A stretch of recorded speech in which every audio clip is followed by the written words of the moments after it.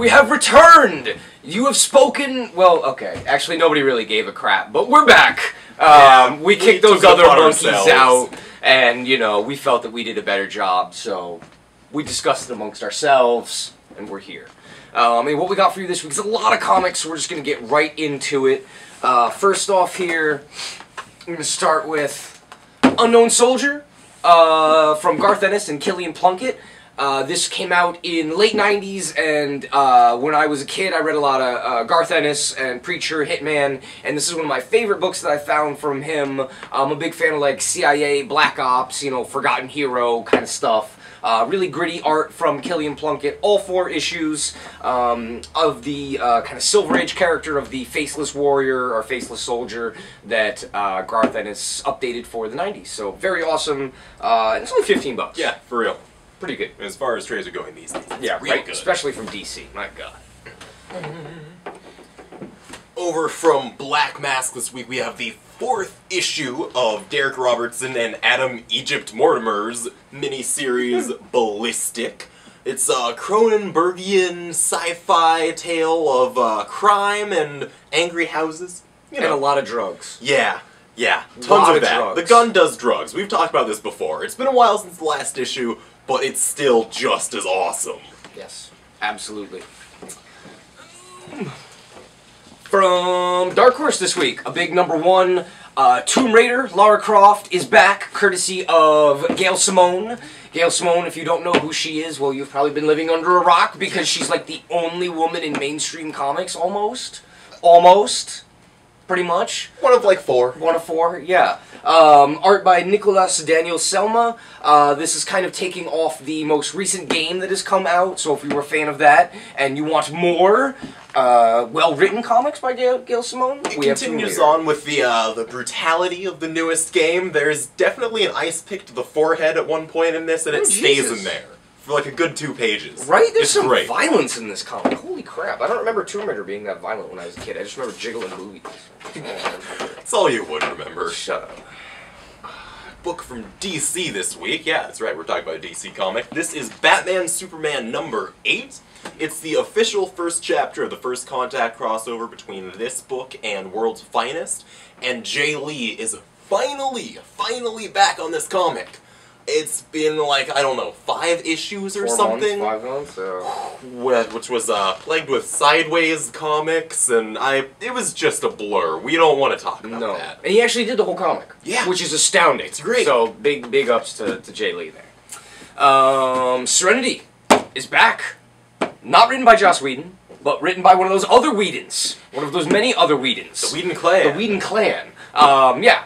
Zach Whedon, George Jante, who was getting paid out the whatever to be drawing Joss Whedon stuff for God knows how long. It's crazy. But yes, and speaking of other Monkey Clan members, we would like to send it over to Ms. Anna this week, who has a few for us. So we'll send it over there. I'm Anna, and these are comics. First up is The Loving Dead. It's from an Italian artist, Stefano Raffaele. This is a collection of the original series Fragile, which was published in Metal Hurlant, if I'm pronouncing it with the correct French accent, or Heavy Metal if you want to get technical about it. But this is a great zombie story. I know you think you've heard them all, but this one, the zombies are actually the majority. 95% of the world is undead, you could say. And this centers around 2 people who have fallen in love in the post-apocalyptic wake of their postpartum, or post-death, you could say. And the entire rest of the population, zombie and living, is after them. So they're trying to blend their decaying love and their decaying bodies into one. It's beautifully sad, kind of gross artwork, kind of dirty, but it's an amazing story nonetheless. A little bit of a different love story. Henry and Glenn, Forever and Ever, #4. It's the last issue of this series. We got some amazing artists on this one. We got Tom Neely and Johnny Ryan, Noah Van Sciver. They tell an amazing true love heavy metal story between Glenn Danzig and Henry Rollins. There's this issue has lizards in space and satanic Hall & Oates neighbors and Glenn Danzig's mom. I don't know what else you want in a mini-series comic. It's It's the last one, and I'm sad, so you should buy it to make me feel better. But my favorite this week is Mega Go-Go by Wook Jing Clark from Oni Press. It has, I don't know, kaiju and fighting robots and distant past loving relationships, and the KKK set in Atlanta. I think this is probably one of the best books I've read in a couple weeks or so, which is a lot for me to say because I read books all the time. But it's great pacing, it's hilarious, it's fun. I think that's all I should really have to say to convince you guys to buy it. But there's a lot of good books coming out this week that Casey and Morgan have been telling you about, and you should buy them all. It's a good week for comics. Thanks, guys. Thank you, Anna. The Mega Go-Go. Mega Go-Go sounds cool. I should say Mega Go-Go! Real awesome. Like Mojo Jojo.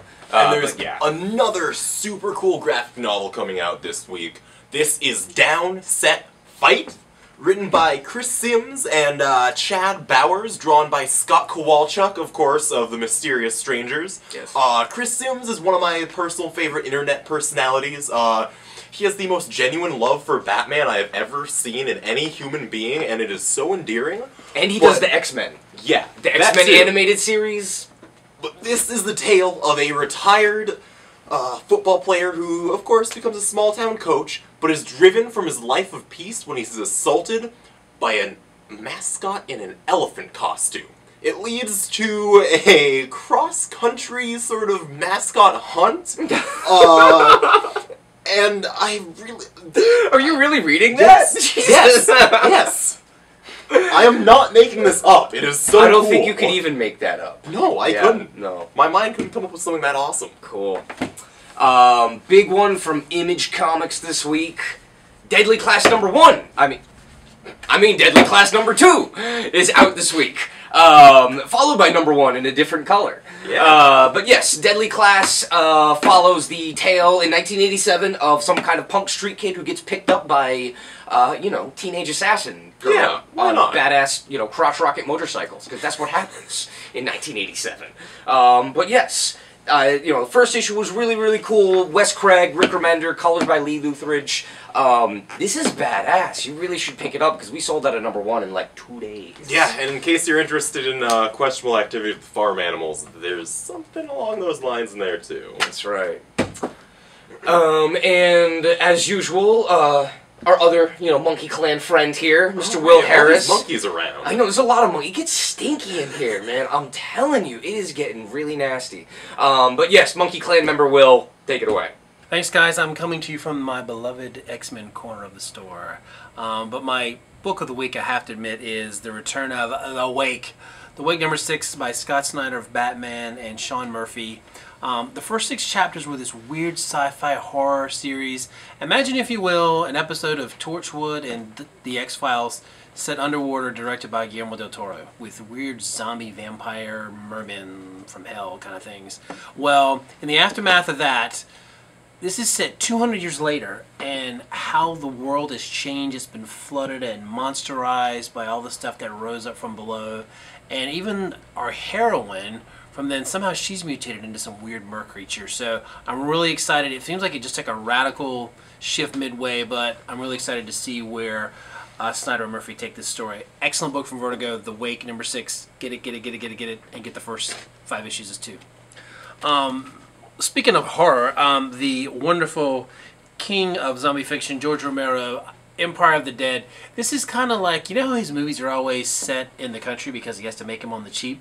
Well, imagine George Romero with a big budget in a huge New York City after the zombie apocalypse, and that's what you have. And it's weird. New York is in lockdown. They have zombie games. There's a weird kind of like totalitarian regime there.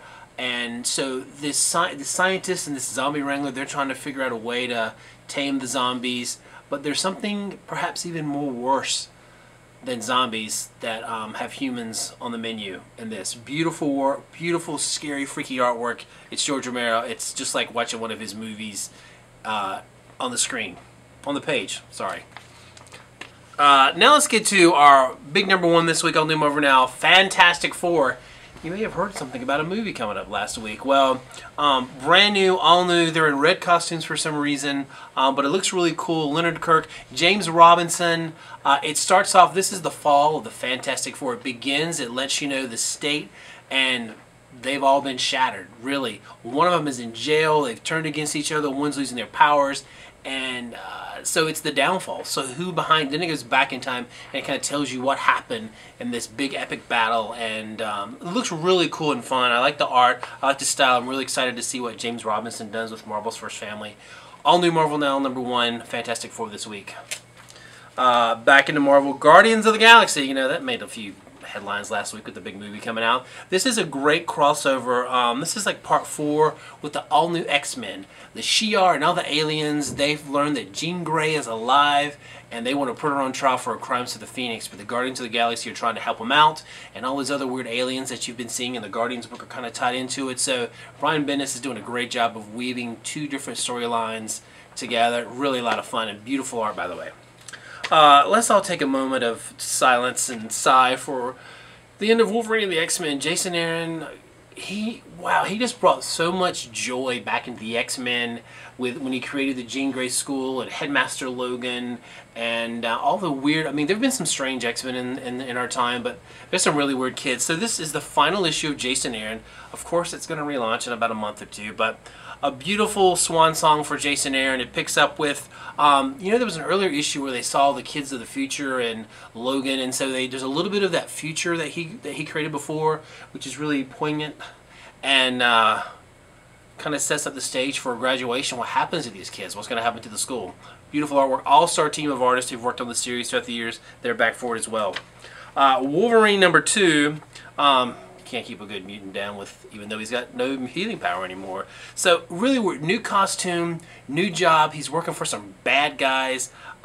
He's gone rogue Logan. And in this issue, he's going to encounter the superior Spider-Man. We're going to learn more about the bad guys that Logan's hanging with and why is he doing it. And he's going to get mentoring from Doc Ock. So really weird. And I love Ryan Stegman's new costume and art on this as well. Speaking of Wolverine, this is a story set in his past. Origin 2, Part 3. Kieran Gillen is once again going into Logan's past. What happened when he came back out of the woods from the first Origin series. And a certain sinister scientist takes a really strange interest in him. And Logan goes from the circus to the operating table. It's not pretty, but it's some beautiful art by Adam Kubert. It's just really cool and tells you more about the man who would become Wolverine. And my final book of the week, here's a woman who's just as iconic, and perhaps she's even more famous than Wonder Woman, if you will. But Lois Lane, she gets her own one-shot by Marguerite Bennett. This is about her new story that she's going on. You know, she's the roving reporter, but this time her next story is going to hit home. It's in her own family, a lot of conspiracies, and if you've been reading the other series, you know that she fell under the influence of Brainiac, and is it Alien Menace still affecting Lois Lane? A truly iconic character. If you love Lois Lane, if you want to give her a series, buy this. Send DC a message that you want to see more of Lois Lane in the series. It looks beautiful, and she's an icon. She deserves a shot. That's it from me, guys. Have a great week. See you then. Thank you, Will. That is quite a lot of Wolverine. Wow. I mean, I know he's everywhere, it's but... It's true. There was a lot of Wolverine this week. And all different Wolverines. Yeah. All of them different. How does he do that? I don't know. A little break from the Wolverining there. This is Uncanny Avengers, which actually, no, Wolverine is in this. I take it back. We cannot escape the Wolverine. But this is the final chapter of Rick Remender and Steve McNiven, I was going to say Steve Epting, their Ragnarok Now storyline, which, I mean, the title really says it all. Like, I didn't think they were going to go as far as they did, but they did. And a few days ago was the real Ragnarok. I mean, clearly we're all here, but real Ragnarok did happen. And maybe, you know, it was because this was coming out, because the goes down. Yeah, they knew. That issue. They knew. Holy crap. And the pick of the week. Oh, yeah. By far. Oh, yeah. The greatest 1980s movie that was never made. In 1984, there was a warehouse in Palm Springs, Florida, that burned down, and the movie, the masterpiece that was never to be, called Vandroid, was destroyed. Now, 30 years later, courtesy of Tommy Lee Edwards and Noah Smith and the always awesome Dan McDade. Oh, yeah. Always awesome Dan McDade bring you Vandroid. He's a man in a van, powered by a kind of questionable ion propulsion engine thing that was kind of given by their mysterious benefactors. He looks a little bit like Terminator, but guess what? He's gonna shoot you if you say anything like that. He's basically Terminator, though. More or less.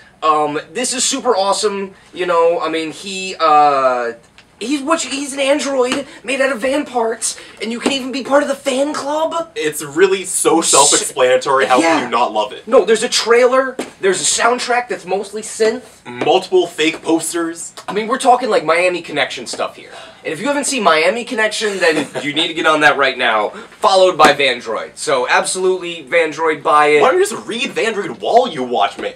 Your brain might explode. There might be explosions. I mean, I don't know, Morgan. I don't know if our viewers can handle that. No, they can't. They're tough. I believe in them. Alright. Well, that's about it. Yeah. Back to the status quo as usual, just as you know, knocking books, crap like that. And we also got a bunch of old toys that are out. Turtles, X-Men, Gargoyles, lots of stuff to drool over. So when you're here today, take a look at the statue cases. There are new stuffs. New stuffs. So we'll see you all next week, and thank you to the Monkey Clan members. See you later.